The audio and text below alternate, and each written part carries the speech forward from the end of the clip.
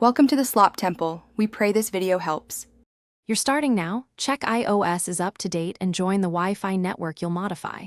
Once connected, open Settings and tap Wi-Fi.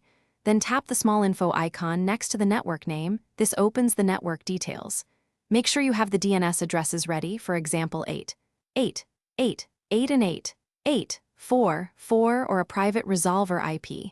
You're preparing the exact inputs, so take a second to copy them. Next, you'll edit the DNS fields directly.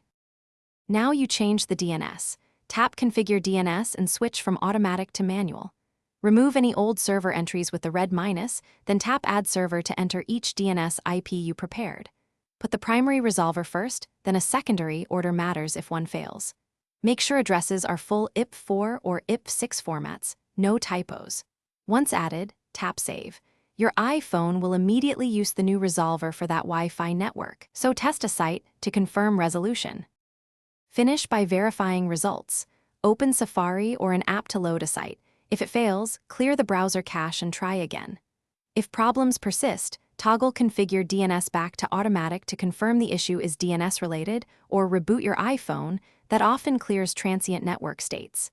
If you still have no name resolution, recheck each DNS IP for typos and try an alternative resolver such as 1, 1, 1, 1. Contact the network admin only after. Thanks for watching. Consider subscribing if we helped you.